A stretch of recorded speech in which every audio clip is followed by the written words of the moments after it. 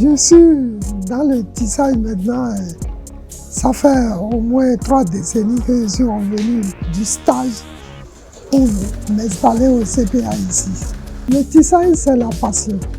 Et pour ne pas dire que je suis un héritier, ce sont mes aïeux qui font le tissage. Et principalement, mon grand-papa est un tisserand.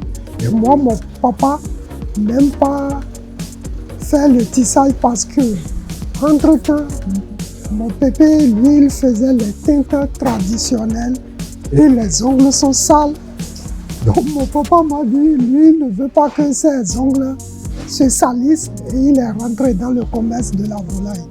Et moi, quand je fréquentais, je voyais mes grands frères qui font le tissage. Je dis, mais ça, c'est la patience. Donc depuis mon bas âge, je me suis intéressé au tissage. Après les études, je suis rentré dans l'artisanat. Je dis, bon, il vaut mieux être tisserand.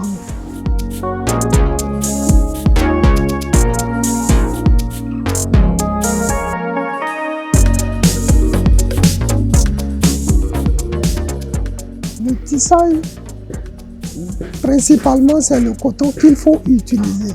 Parce que si vous mettez le polyester sur la peau, ça donne la chaleur. Avec le coton, là, c'est doux à la peau.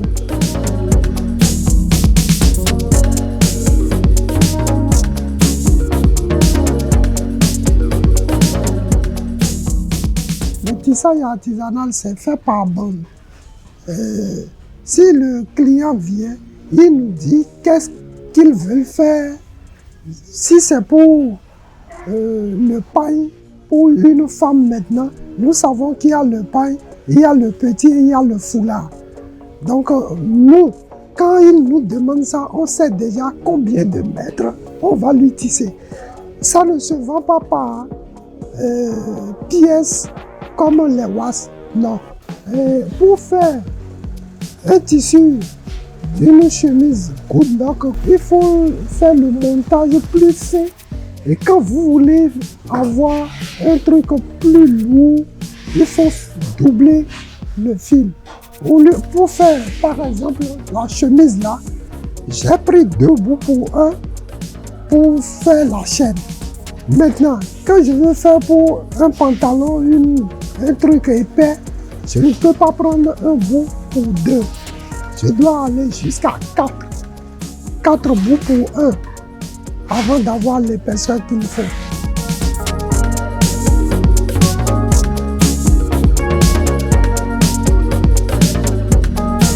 Le matériel, tout est fait artisanalement.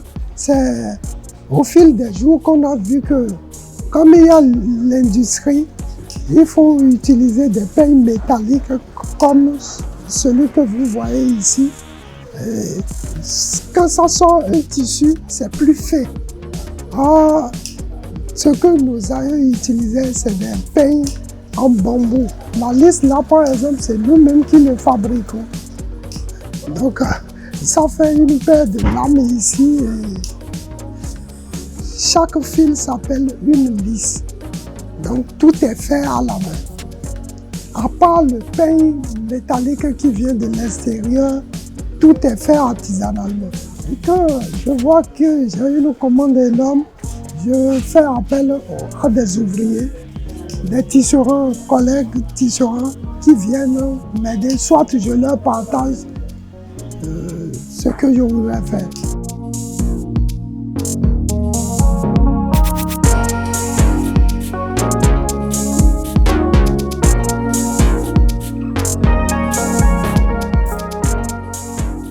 Je réalise le tissu maintenant. Ce n'est pas tous les couturiers qui savent coudre le tissage artisanal.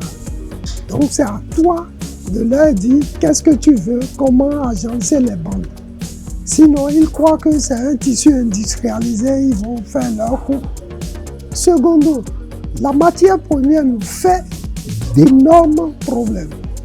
Et quand il s'agit du vrai coton, il faut se rabattre au marché. Et des fois, tu n'en trouves pas. La chaîne que vous avez vue, je viens de composer. Le fil là est venu de la Gonfreville. Abidjan, et ça vient aussi du Burkina.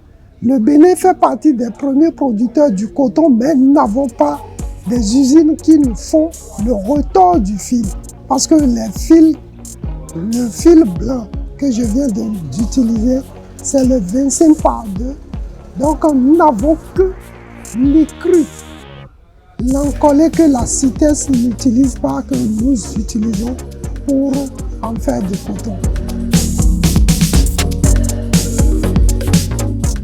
Aujourd'hui, nous ne retrouvons plus des apprenants.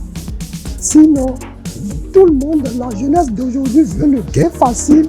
Mais avec ce gouvernement actuel, ce qu'ils veulent lancer dans l'artisanat, ça m'a plu. Je dis, je dois rester pour faire former des os. En tant que lettré, avec 6 mois théorie pratique, vous êtes déjà tisserand. Si ça ne donne pas son fruit, je ne serai pas là jusqu'à cet âge. J'ai payé l'écolage des enfants. Dieu merci, je suis chez moi et je rends grâce.